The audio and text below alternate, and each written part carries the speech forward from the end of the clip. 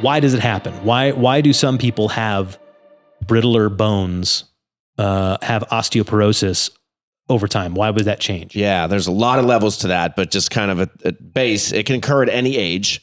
Okay. The risk, though, of course, increases as you get older.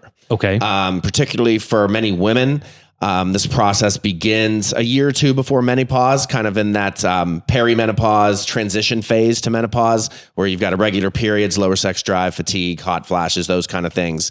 Your estrogen levels are decreasing, or at the very least, they're more irregular. And that has an effect on bones, which we'll kind of get to piece by piece here. So related to sex, male, female, your chances of developing osteoporosis are greater if you're a woman.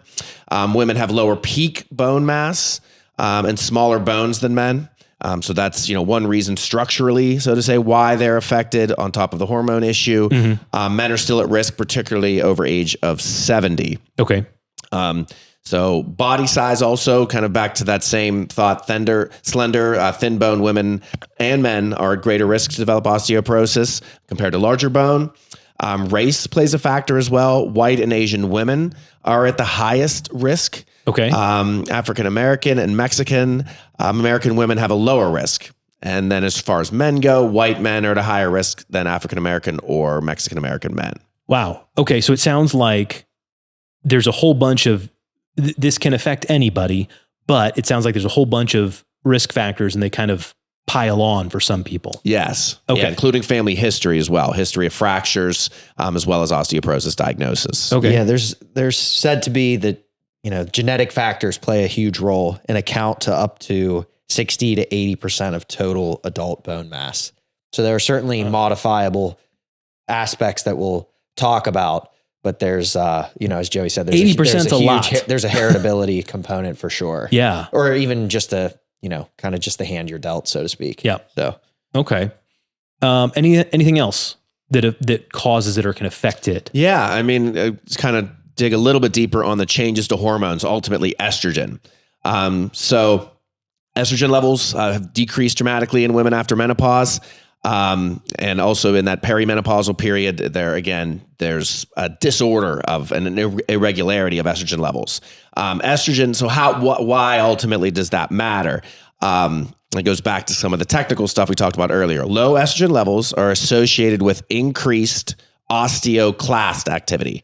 So when your estrogen level is low, you have more of the osteoclasts, which break down bone. So basically, when your estrogen levels are low, you resorb, and there's more bone resorption. Okay. So you're losing more bone exactly when the levels are low. Okay. Yes.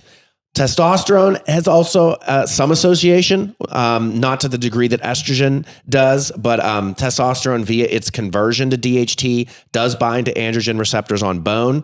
Its mechanism is a little different. It can promote the activity of osteoblasts. But it's critical to mention also that there's estrogen activity in men. I know we don't associate that, but there's obviously estrogen activity in men.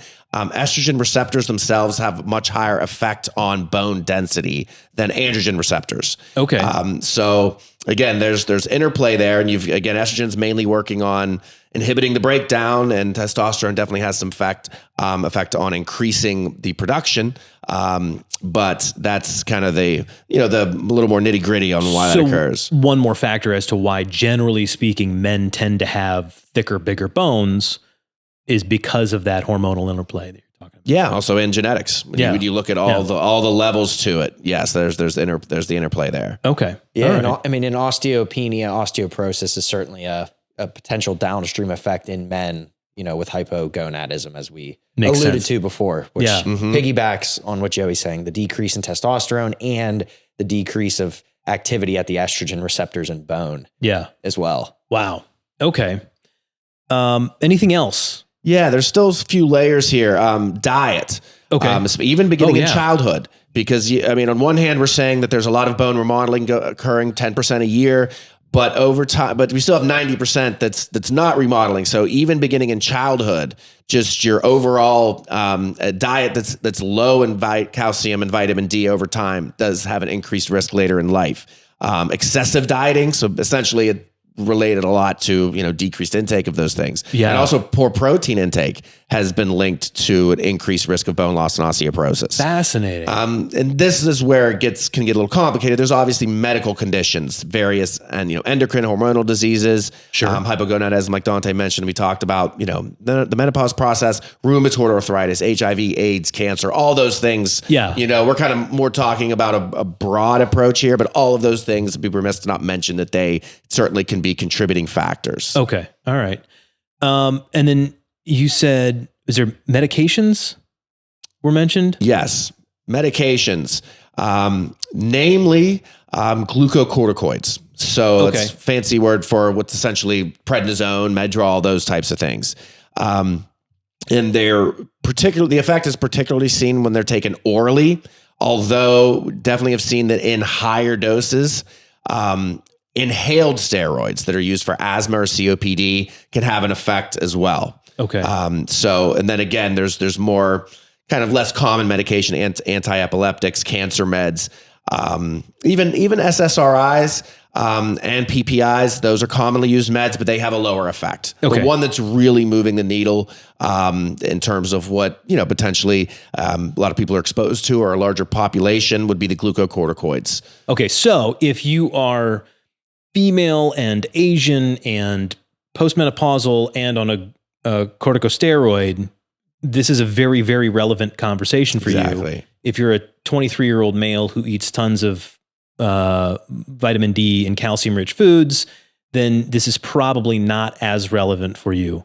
But when you pile on those various risk factors, fascinating. Okay. Yeah. All right. I think. Sorry, I was just gonna say that's a good way to kind of tie some of that together. Yeah. In that, again, when you're diagnosing somebody with osteopenia, osteoporosis, not to jump ahead, there are different calculators that take those, that take all of those sort of risk factors and then assign them some value, right, and determine whether or not maybe they're a candidate for further workup or treatment. Right. Because again, yes, we'll talk about DEXA scan and we'll talk about the ways that we can look at bone, under a microscope basically. But in general, even if some of those numbers when looking specifically at the bone aren't as glaring, certainly want to look at some of the other things that you've mentioned. And there are tools that do that already. Because this is a global sort of bone disease. Right. And risk is not the same thing as actually having it. If you have a 50% risk, that means you have a 50% risk of chance of not having something too. So this is not a black or white issue in that sense, but as you pile these things on, that makes sense. Okay. Yeah. And to stick with the glucocorticoids just for another moment, because I do think it's important to say, again, I'm in the pharmacy world, so I try to gauge reactions that we receive, and could see somebody saying, well, you know what, I'm at risk for osteoporosis, whatever the case may be. Some of the things you mentioned, my doctor wants to put me on, I'm very sick, or I've got this terrible back nerve issue, and my doctor tried to put me on Medrol or prednisone. I can't take that. When you're talking a few days, that is not what we're talking about. We're talking about, it's defined as well as possible that chronic heavy prednisone use is 2.5 to 5 milligrams over the course of 3 months. Okay. So no, we're not talking years, but we're also not talking that 6-day course from your doctor either. So there are certainly needs, to take those medications in certain situations that it's not going to cause some type of, catastrophic bone issue. It's again 3 months. And then also once, those medications are discontinued, including, if need be, high doses of inhaled steroids. The effect does quickly reverse the bone effect. But it's the most glucocorticoids used as the most common cause of osteoporosis before the age of 50. Okay. So that's a small cohort, but it's the number one in that cohort. So it's real a big deal. for those people.